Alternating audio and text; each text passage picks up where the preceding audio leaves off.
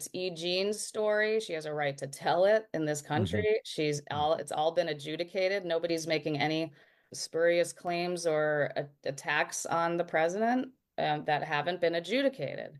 But we're also telling E. Jean's story. The main thing is that I want people to know, surprisingly, this is a quite fun and funny film because it is E. Jean's story and her life and who she is just how she approaches life. It's inspiring. And so don't expect, kind of a grim, No. Yeah. And tale the and of this woe is me, kind of. there's no. Whoa. No, that's not Um, her.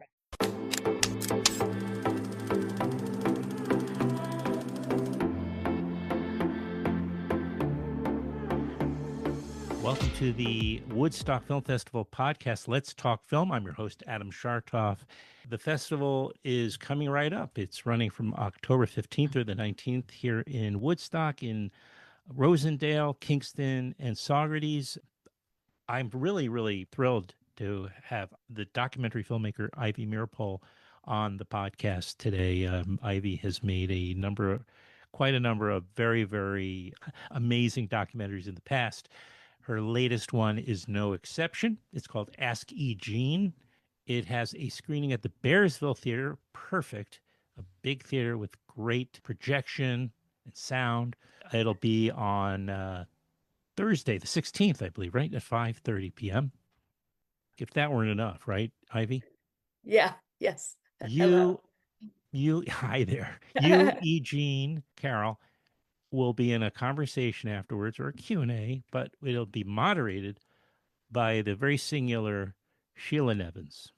Yes, I could not be more thrilled that Sheila Yeah, is joining us. And I mean, well, to back up, she came on board as an executive producer of this film, which is an incredible gift for all of us. And for those who may not know, Sheila please. Nevins continues to be, I like to say, the grande dame of documentary films, and she has, championed so many of us for so many years as the head of HBO documentary films.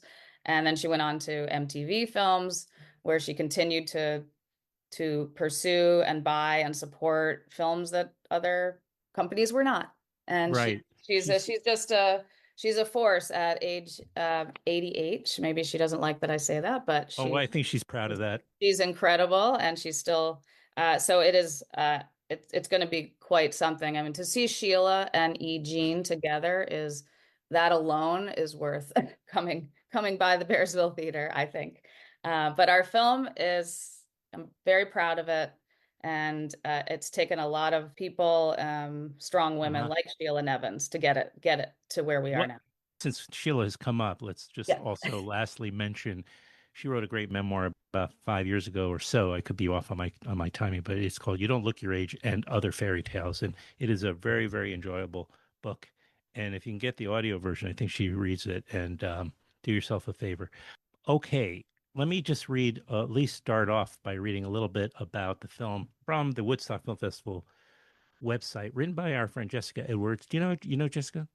Oh yes, she's a Okay. dear friend, and I've loved and known Jessica for years as a filmmaker, and now she is also has put a programmer's hat on, and yeah, so I've known Jess for a long time.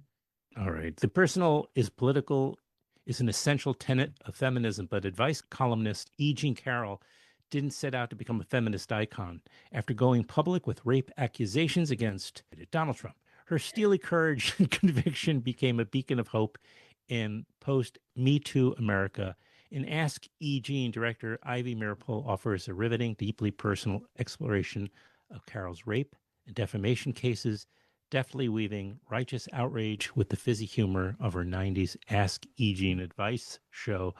And I just want to read a couple of your credentials here. Heir to an execute. I mean, you really, these are some of my favorite documentaries. I'm proud to say Heir to an Execution. You've got The Hill, Indian Point, Bully Coward, Victim, The Story of Roy Cohn, and After the Bite. This kind of marks an all new. I mean, have you ever well, you had Roy Cohn, of course, as a subject, but he was gone by then. So this is your first living subject who has this much fame, right? How is that for you as Yes. a filmmaker? I'm glad you asked that question because it has been a very, well, first of all, it's an enormous responsibility. I mean, I took it very, very seriously. I'm making a film about someone's life who is still here and has never had this kind of treatment of her story before.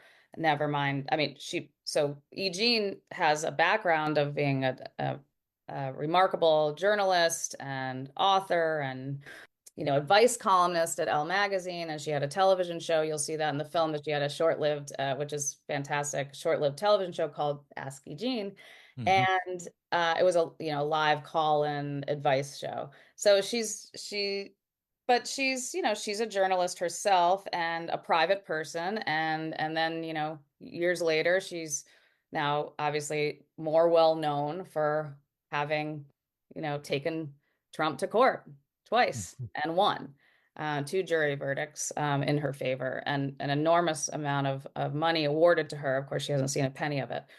But all of that said, I was very sensitive to the fact that this is someone I really admire and wanted to protect.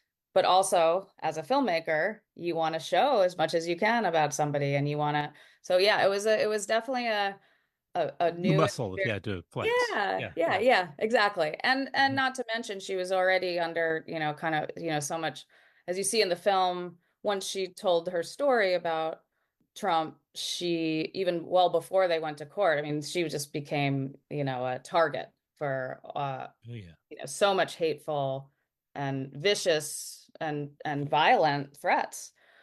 So Right. I also was, I didn't, want to do anything to get in the Heighten that. way Yeah, yeah, of of it. course. Yeah. I mean, so I would say that it, it has been one of the, I mean, greatest gifts of my life, though, to get to know her Wow. that Yeah. intimately. I mean, really, I mean, this has become, over all of this time, I've been working on this for 6 years on and off.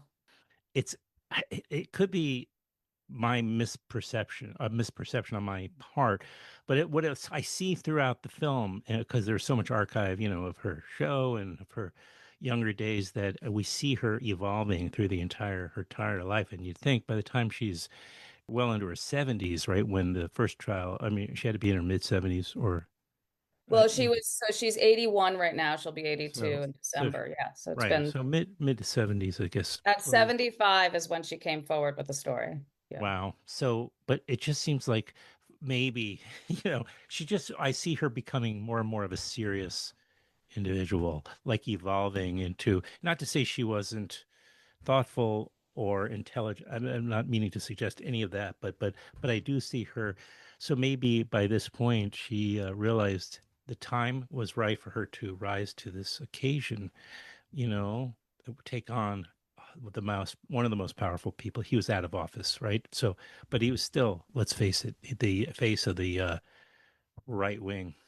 You know, Well, when she first he came, was so brilliant. yeah, so what happened with Eugene was she was writing a book called What Do We Need Men For? And it was kind of it was, and it was a fun kind of, a light look at what that question. I mean, the conceit was travel across the country and visit towns named after women and talk to women. And, she's Mhm. a gonzo journalist. She puts herself into it. It's her own experience. She's grappling with the story herself. But as she was going on this kind of kooky, some might call, road trip with her dog and stopping in these towns and asking this question, the Harvey Weinstein story was breaking. And she said she was pulling over the side of the road to read the Times and check her phone and say, "Oh my God." And it hit her very strongly. And so she was overwhelmed by that. And at first, it's interesting. It was the act of journalism that moved her so Yeah. much too, because as Right. a journalist herself, and like the just Jodi Cantor and the other the journalists who would not give up that story and then her readers, as she's the advice columnist, her readers were starting to write to her and saying, I've had experiences. I've been sexually assaulted. I've been raped. This has happened to me. I've never come forward. What should I do, E. Jean? And so she really started to feel, wait, I have not been completely honest with my readers or myself. That's what came later. Right. Yes. Right. Honesty with herself came later. She cared at the time, it was about, I'm a hypocrite. She felt she's a hypocrite. She still calls herself a hypocrite. And we're always trying to say, E. Jean, you are a product. It's a time, it's what we're exploring here is the time that she lived, the time she grew up in, and who she is. It's Yeah. and you know, the message really with our film is it's never too late to decide, Right. you know, to change how you feel, see the world in a new way, experience something new, or express or learn something about yourself, as hard as that can be. But she has evolved quite a bit, Yeah. Well, and and she, by the end of it, she's a political person, as she that's described right. it. You know, That's where right. so can you describe? I know it might be a long story, so maybe condense it a little I'll bit, but try. these, just how you know, I mean, you've now become, a player in the documentary sphere, space, what have you. I mean, your films have gotten a lot of attention, and so maybe this was the right time to go after a story like this. But I imagine it wasn't just it wasn't just a matter of an email or two to get this all or this No. relationship and her as a subject in your documentary. Certainly not. It was definitely, yeah, and you're right. And you know, it's funny because it's at the time when I became intrigued, like the germ of the idea started when I read the excerpt from the book I was just talking about, where she, in What Do We Need Men For? When she started incorporating her own, what she called it, she started writing her own list of hideous men inspired by what was happening in the Me Too movement. So the book became this kind of odd, you know, combination of her talking about list of hideous men, including Donald Trump and this other story. So I read the excerpt in New York Magazine and I just was floored by the way she wrote, the way Hmm. she told her story. It really wasn't like, oh, I'm going to go after this woman who's another Trump accuser, because by then there were many Trump accusers. This was not a new story in terms of what we know about Trump. So it was really her, and I didn't know much about her. So I don't think it wasn't me saying, "Oh, now at my point in my career, I can handle this kind of huge story." Because remember, she hadn't even gone to trial yet. We didn't even know that she Wow. would make it that far. So, you know, Right. it's fun. That's the documentary, you know, that's kind of the world we That, live in when in the documentary film, yeah, right? Where right. you You don't don't, know what's going to happen and you kind of you got to trust your instincts and are you going to keep going? And there were many times, Adam, where it was like we can't raise the money or the trials are going on and I can't film with her because we can't we just, you know, I had to be shut out. And so anyway, to back up, it was, yeah, she was not interested at all at first. She really is oh, wow. she did not want a Well, document. yeah, of course, more attention means also more of the hatred and the toxicity that comes with it in her case, That's right? And right. we're in a And very, I mean, and right now it's not the great timing for this, as far as she is concerned. that's right. I And mean, you know, we need to see this documentary. Women need to see it. Men need to see this documentary yes. right now. But for E. Jean, this was really sticking her neck out. That's right. It was really sticking her neck out, and she was already, you know, kind of, and she also she's really, you know, she's quite a humble person. She would say, you know, Ivy, what do they care about me? Like, what is this is not. So that was later once we got to know each other, but it did take persuading, and then there were other filmmakers circling, Right. Oh, going after her too, and yes, you're very kind to name say them. that Name them, I, please. Come on, nobody's listening. um. I mean, you're kind to say that I've, you know, gotten to a point in my career where I can do a lot of stuff, but I'm kind of, you know, there's others who she might have said, "Hey, that person gets more bigger films done or they get Yeah. more attention." You know, who knows? But So you're she saying really Barbara Koppel? No, I'm just joking around. I'm just joking around. But Yeah. anyway, she was very a friend of hers suggested a friend of hers saw my said, "Oh, Ivy Meeropol is trying to reach you," and because her agent had tried at that point and was advocating for me actually. Hmm. But this friend of hers said, you know, that E. Jean should check out my work. And E. Jean and it did watch the Roy Cohn film. That was the first thing she saw of mine that made her say, okay, it Got the not only goods. did not only now she says this, as she says, Ivy Meeropol is not afraid of Donald Trump. And I thought, okay. But it was also, she just What do thought you say? that I handled it sensitively and, what, Okay. she liked the film. Are you afraid of Donald Trump? What do you say? Um, no, I'm not afraid of Donald Trump. I mean, I'm afraid of what he's doing to our Yeah. country. Hmm. I'm afraid of a lot of things. But no, I mean, I'm a journalist. This is a First Amendment issue. This Hmm. film, I mean, obviously we are in the thick of it with First Amendment issue everywhere, but this Every amendment. Yeah. is, absolutely, it's E. Jean's story. She has a right to tell it in this Hmm. country. It's all been adjudicated. Nobody's making any, spurious claims or attacks on the president that haven't been adjudicated. We're not making anything up. But we're also telling E. Jean's story. The main thing is that I want people to know that surprisingly, this is a quite fun and funny film because it is E. Jean's story and her life and who she is just how she approaches life. It's inspiring. And so don't expect, kind of a grim, No. Yeah. And tale the of and this woe is me, kind of. there's no. Whoa. No, that's not Um, her. right. And I can only imagine a room with Ivy Meeropol, Sheila Evans, and E. Jean Carroll on the same stage or what have you. Talk. It's going to be one for the history books. I mean, so people need to come and see. I mean, it's going to be to say lively is probably an understatement. Again, this screening and conversation will be at the Bearsville Theater in Bearsville, right on the 16th. That's Thursday, the 16th, 5:30 p.m.